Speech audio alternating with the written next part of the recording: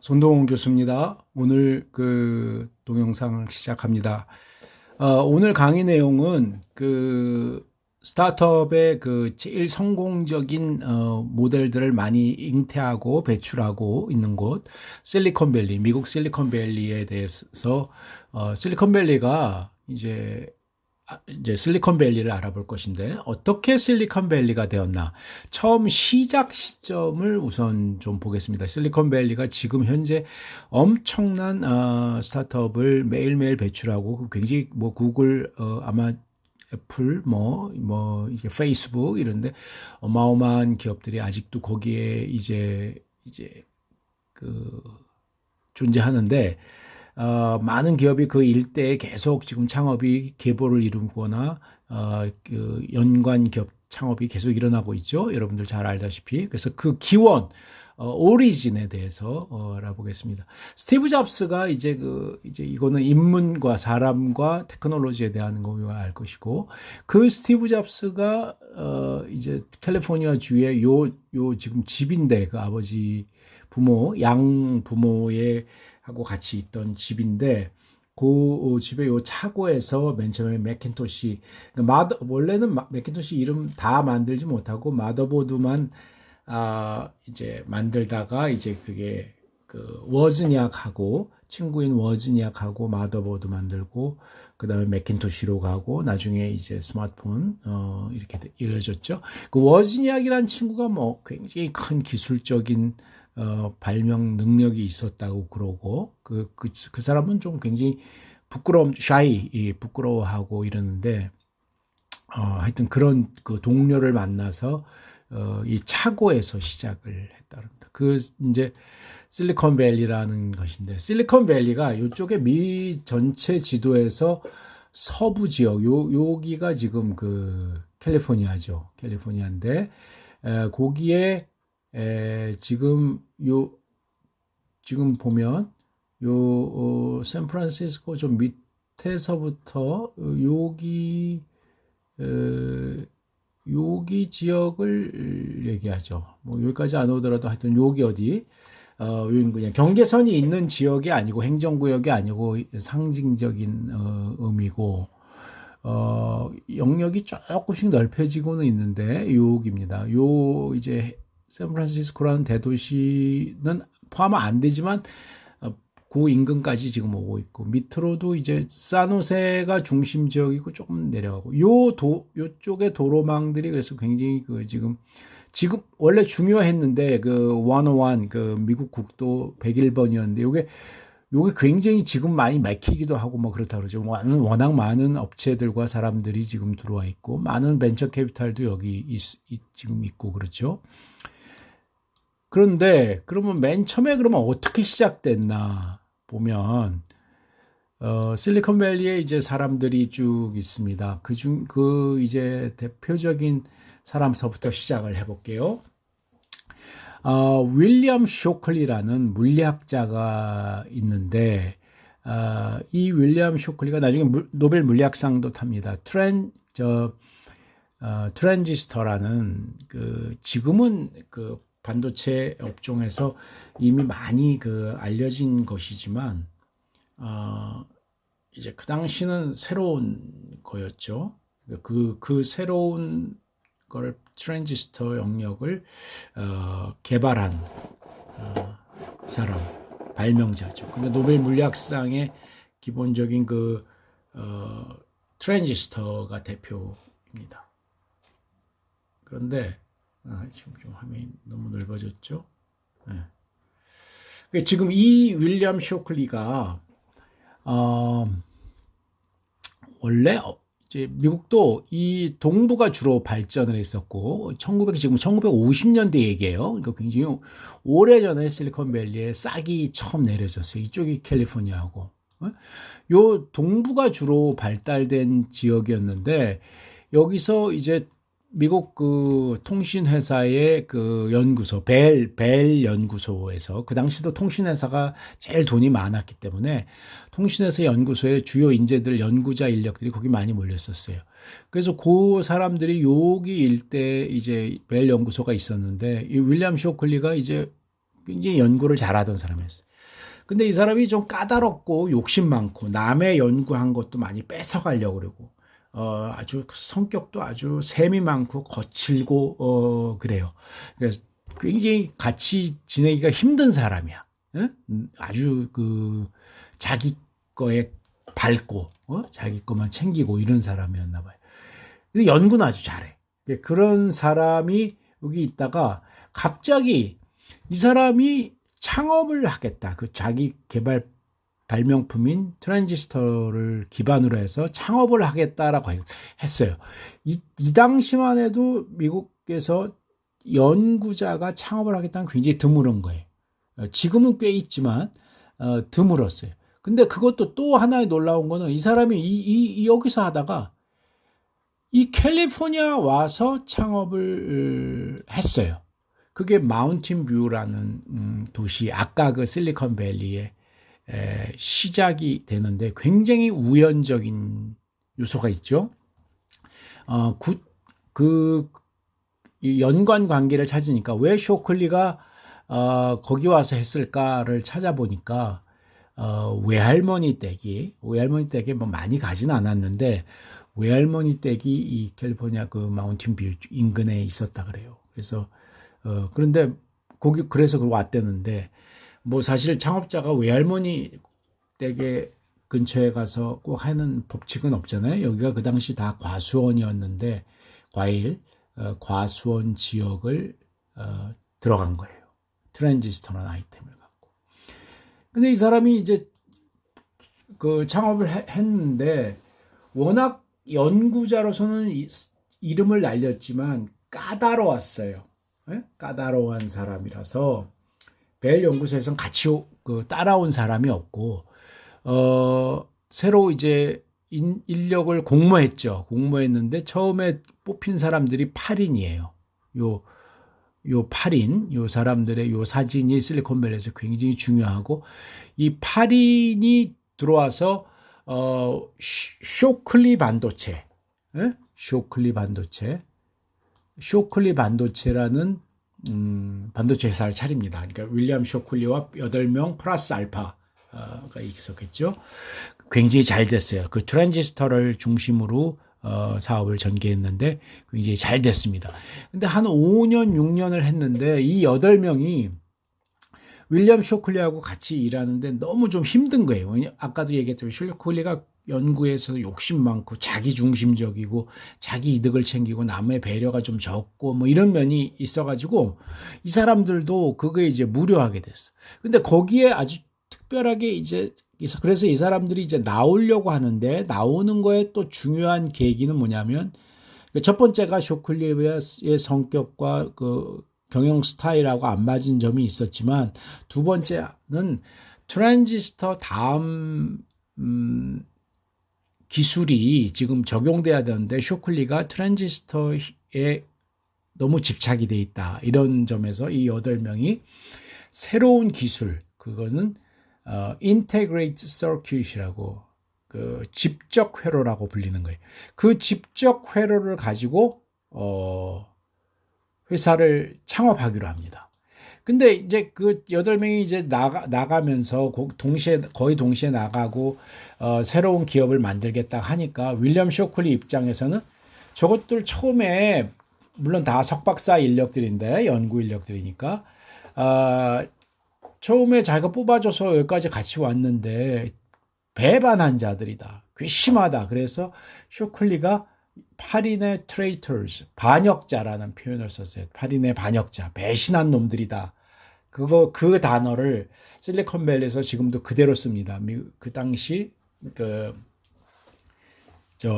윌리엄 쇼클리가 쓴 표현이에요. 이 8명은 꼭 뭐 배신을 한다 그렇게 나오진 않았는데 하여튼 나갔고 쇼클리는 쇼클리대로 좀 배신자라고 욕할 만큼 좀 실망스러웠고 그래서 이 8명이 하여튼 나오게 됐는데 이 8명이 나오면서도 이제 아까 인테그레이트 서큐트라는 것을 새로운 기술을 가지고 집적 회로라는 지금 반도체 분야에 또 굉장히 중요한 기술인데 그거를 갖고 하려고 하는데 알아주는 데가 없는 거예요. 지금 뭐 기업을 시작하려니까 돈도 필요한데 설비 투자도 필요하고 연구 자금도 더 필요하고 그랬는데 그래서 이 사람들이 굉장히 많은 곳에 금융기관에 돈을 빌리거나 하려고 시도를 많이 했어요. 그런데 30번 넘게 거절당했습니다. 저 8명이. 근데 이제 미국 동부에서 이제 금융기관에서 투자 역할을 하던 지금 내나 이쪽 지역이죠. 여기서 투자를 하던 에서락 지금 이 사람 에서락이라는 사람 하고를 소개받게 됩니다. 이 사람을 소개받아서 이 사람이 캘리포니아로 날라와요.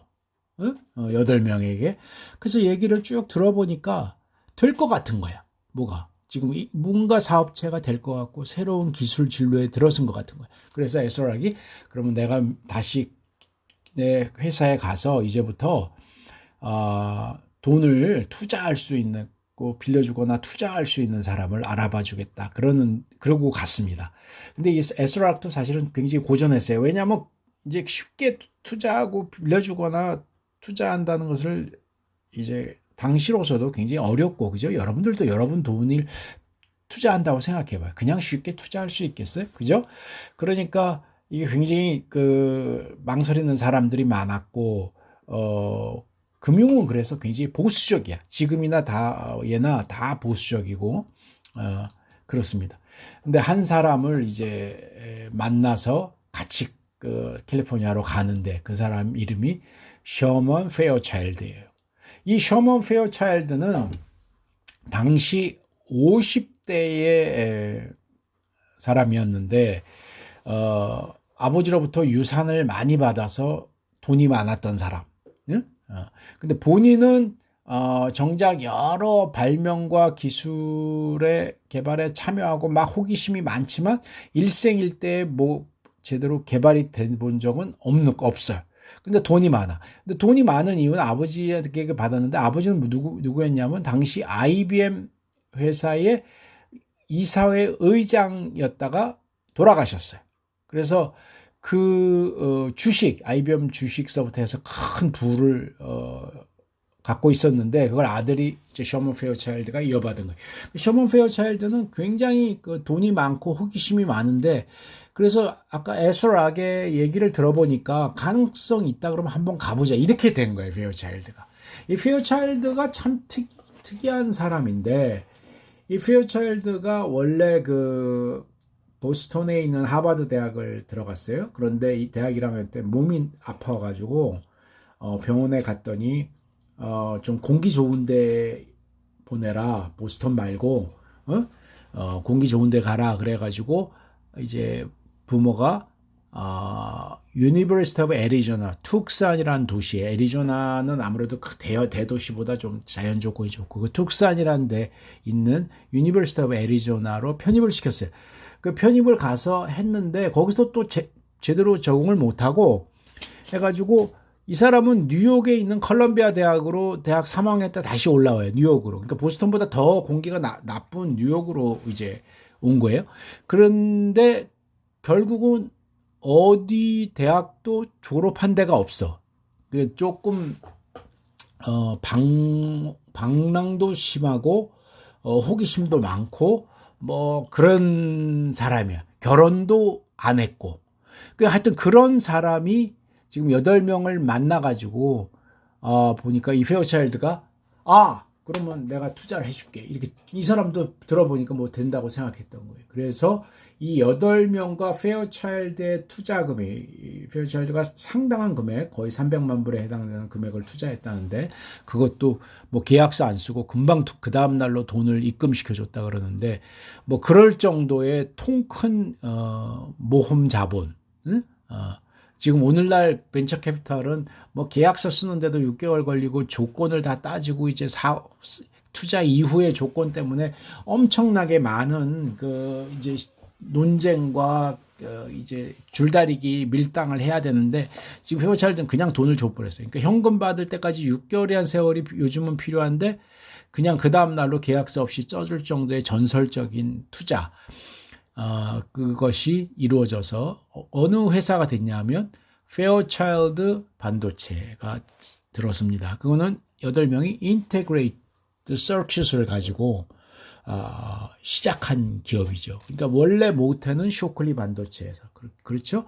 그 8명. 근데 이 조지 도리어트 지금 화면에 나오는 슬라이드에 나오는 조지 도리어트는 그 하버드 대학 교수인데 아까 에서 락이 하버드 대학 MBA를 다니면서 금융기관에 이제 들어가기 전에 하버드 MBA를 다니면서 조지 도리어트에 의해서 이 사람이 미국 전 세계 벤처 캐피탈 시작이라고 지지난 시간에 우리 벤처 생태계 할 때 얘기하던 하버드 대학 그 교수인데 이 사람이 이렇게 좀 기술을 가진 기업에 담보 없이 투자한다는 얘기를 이제 했던 것을 수업 시간에 했던 얘기를 기억하고 에스락이 사실 적극적으로 움직인 거예요. 그런데 셔먼 페어차일드를 만든 거죠. 그래서 페어차일드 반도체를 시작을 했습니다. 그 페어차일드 반도체는 또 엄청나게 잘 됐어요. 엄청나게 잘 돼가지고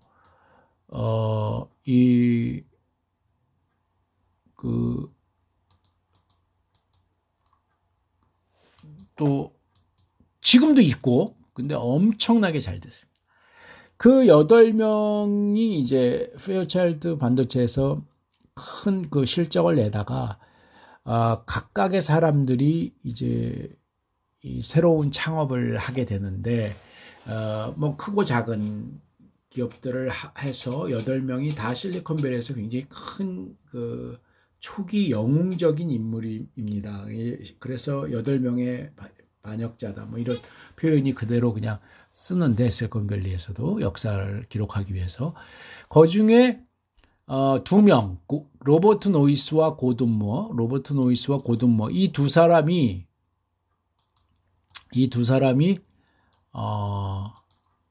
이제 새로운 창업을 이제 합니다. 페어차일드 반도체에서 한 6년쯤 일하다가 새로운 그 기술 분야를 하나 또 찾았어요. 그게 마이크로 프로세서예요. 그 마이크로 프로세서가 로 만든 기업이 뭐예요, 여러분들? 고든 무어하고 로버트 노이스는 누구예요? 인텔이라는 기업을 창업하게 됩니다. 네? 인텔. 이렇고 유진 크라이너라는 사람은 여기 아까도 이제 단독 화면에도 나오는데 유진 크라이너 이런 사람들은 자기가 이제 실리콘밸리에 있어 봤더니 이제 젊은고 기술을 가진 기업가에게 투자해주는 그 벤처 캐피털이 좀 필요하다는 걸 느꼈어요. 자기네가 너무 어렵게 돈을 얻었으니까. 그래서 이 사람이 다른 한 사람을 더 이제 협력을 구해서 실리콘밸리 최초의 벤처 캐피탈 회사를 만들죠. 크라이너 앤 퍼킨스. 지금은 이 크라이너 앤 퍼킨스하고 한 사람 더 이름을 붙었다 떴다 뭐 하긴 하는데 이 크라이너 앤 퍼킨스 같은 데서 투자를 받았다면 그 받았다는 자체가 이제 뉴스 언론에 나올 정도로 어마어마하게 어려운데요. 굉장히 근데 초기에 이 8명 중에 한 사람이 또 유진 크라이너입니다. 이 지금 실리콘밸리의 근원을 보면 대략에 지금 이렇게 되면서 계보를 이루잖아요. 그죠? 원래 쇼클리 반도체에서 페어차일드 그다음에 이제 이 계보가 나오는데 페어차일드의 자손 손자들 그럼 여기서 쇼클리에서 페어차일드에서 뭐 이렇게 나가는데 이제 인텔도 하나가 나오죠. 그죠? 여기 인텔 내가 지금 그 얘기한 거고. 여기서 내셔널 세미컨덕터도 나오고 시그네틱스 나오고 컴퓨터 마이크로톤이 나오고 뭐 이런 식으로 지금 쭉. 그죠? 여기서 크라이너 앤 퍼킨스 바이오 이런 저것도 나오고 AMD도 나오고. 예? 이런 식의 사이프러스라는 데도 나오고 이런 식의 해서 더 손자, 증손자 뭐 이렇게 쭉 나가는 거죠. 그죠? 이것도 전부 다는 아니고 중요 기업의 초기 모습을 하는데 이게 페어차일드에서부터 나온 걸로 봅니다. 보통 그래서 실리콘밸리는 이 페어차일드를 굉장히 중요한 원천으로 생각하고 요 8명을 굉장히 중요하게 생깁니다. 근데 근본적으로 보면 윌리엄 쇼클리가 왔기 때문에 아까 외할머니 과수원 지역에 외할머니한테 왔다는 게 굉장히 큰 일이죠. 그죠? 이게 뭐 역사적인 우연이고 그런 식의 지금 계보인데 쇼클리 거는 좀 많이 지금 평가 좀 절하해요. 뭐 약간 좀 성격이나 뭐 여러 가지가 있나 그런 것 같아. 근데 페어차일드는 굉장히 크고 지금도 페어차일드는 아직도 있고 페어차일드의 출신들이 실리콘밸리에 이 반도체나 뭐 지금 통신 장비에 대한 모임체를 가지면 언젠가는 페어차일드 한번 거친 사람들이 뭐 상당수다 뭐 이럴 정도의 계보의 그 중심에 서 있다고 이제 보통 알려집니다. 이걸 보면 실리콘밸리가 굉장히 영웅적인 인물들도 왔지만 우연적이고 굉장히 많은 노력과 이런 것들이 막 혼재돼 있어요. 그러니까 쉽지 않은 것인데 그러면서 벤처 캐피탈이라는 것도 이제 자생적으로 만들어졌다. 그러면서 실리콘밸리에서는 사실 요 사람 이 로버트 노이스 같은 사람들이 인텔에서 굉장히 업무에 대해서도 이 두 사람 다 고드모어와 로버트 노이스가 다 사실은 굉장히 그 학자풍의 사람들이라서 기업 운영에 아주 엄격하고 막 그런 사람들은 아니었다 그러는데 특히 로버트 노이스는 완전히 겸손하고 책상도 좋은 거 준다 그러면 아니고 뭐 반바지 입고 뭐 이런 거 자유로운 문화에 굉장히 중요한 시초로 봅니다. 미국 기업 문화에서 이제 막 반바지 입고 뭐 자유롭게 하는 거에 로버트 노이스도 굉장히 큰 역할, 뭐 일부러 한 게 아니라 자기가 원래 성격이 그렇기 때문에. 그래서 미국은 이제 이 사진을 보면 그 뒤에 이제 많은 기업 문화가 실리콘밸리를 중심으로 이제 이미 뭐 물론 실리콘밸리만으로 태어난 거는 미국 문화는 아니지만 이를 보면 이 사진을 전 세계가 한번 놀란 적이 있어요. 이거는 오바마 대통령 시절에 빈 라덴 그 사살을 한 뉴스를 처음 보고받는데 이게 지금 대통령은 이 한쪽 구석에 있고 이 사람은 뭐 중령인가 대령인데 그 사살 사건의 제일 핵심 설명할 수 있는 사람이겠죠. 힐러리 클린턴도 여기 있고 뭐 다 유명한 기라성 같은 사람들이 다 여기 있어요. 그런데 이렇게 대통령은 이렇게 옆에 있는 것 같은 것이 그러니까 가장 그 해당 분야 중심의 인물이 가운데 앉아도 되고 그 이슈 중심의 전문성 중심의 것으로 한다는 것. 물론 미국도 팔로틱스 정치가 굉장히 많고 아부도 있고 뭐 많은 그런 것이 있지만 그런 문화가 여기서 지금 또 이 사진에서도 이 전 세계가 그래서 많이 놀랐죠. 이걸 보고 어느 나라에서는 이거를 미국의 힘이다. 그래서 이 사진을 갖고 미국의 힘이다. 뭐 그렇게 표현하는 그 국가의 언론도 있었다 그러는데 우리나라는 어떻게 됩니까? 우리나라는 보통 대통령이 이렇게 한가운데 있어야 이게 맥락 중심, 아젠다나 주제 중심이라기보다 주제에 관계없이 중요 인물이 이제 이끌고 참석하고 이런 자체가 굉장히 제일 중요하기 때문에 이건 우리도 좀 다른 거죠, 그죠? 근데 이제 하여튼 실리콘밸리에서 잉태된 미국 문화의 한 단면을 봤습니다. 보통 이제 한 사회 문화에 얘기할 때 실리콘밸리를 중심으로 우리 이야기를 했지만 이탈리아 같은 데도 굉장히 흥미로운데요. 이탈리아는 이렇게 이탈리아 반도죠. 우리나라 지금 북쪽이 스위스 그 산맥 그 알프스 산맥하고 만나고 프랑스하고도 만나고 오스트리아 슬로베니아 뭐 이렇게 만나는데 대략 이탈리아 자체가 그렇게 신뢰가 높은 국가로 평가되진 않아요. 그런데 이탈리아가 왜 이 신뢰나 문화에서 굉장히 중요한 연구 대상이었냐면 이탈리아 이 남쪽과 북쪽이 또 차이가 나. 전체적으로 약간의 낮은 신뢰. 그런데 그 중에 북쪽은 높은 신뢰, 남쪽은 더 로우, 저신뢰. 네? 저신뢰다. 그런데 이게 아까 가파더 영화 얘기를 잠깐 해보면 우리가 좀 흥미도 있는 건데 이 이탈리아계의 시칠리아 섬에서 넘어간 사람들이 미국에 가서 마피아를 만들고 점령을 했어요. 그래서 그 마피아 보스가 돈 콜레오네 아까 그 사람이 그 영화도 이제 3편이나 나왔는데 갓파더 이 돈 콜레오네 역할. 근데 이 돈 콜레오네가 이제 죽으면서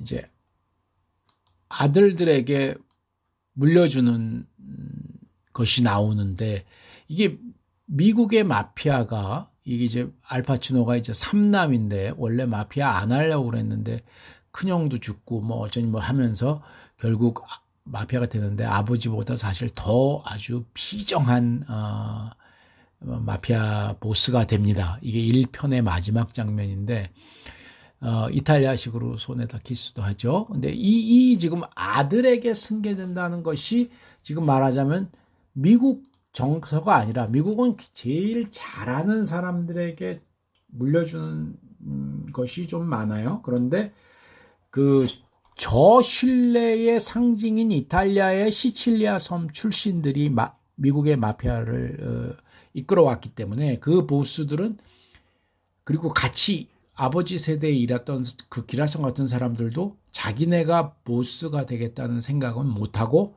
아들이 보스 된다는 걸 인정. 근데 1남이냐 2남이냐 3남, 첫째냐 둘째냐 셋째냐 그것만 줄 서는 게 영화에서도 그게 다 나옵니다. 그래서 지금 아까 알파치노는 3남인데 1남과 2남, 첫째와 둘째에 줄 섰던 사람들은 다 사실은 다 이제 제거돼요. 그러니까 그게 이제 이탈리아 시칠리아 정서 저신뢰에서 왔다. 여기서 보통 이제 신뢰를 구분하는 의미는 신뢰가 이제 낮은 사회와 높은 사회의 구분 중에 신뢰가 높은 사회는 가족이라는 범위를 벗어나서 근대적 의미의 경제 활동을 할 수 있는 것 신뢰가 높은 사회. 신뢰가 낮은 사회는 근대적 의미의 경제 활동을 가족 외하고 하는데 믿음이 없어.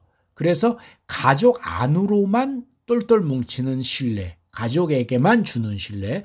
그래서 이 이탈리아 시칠리아의 정서 같은 것이 그대로 오면 보스 자리의 승계도 가족에게만 간다.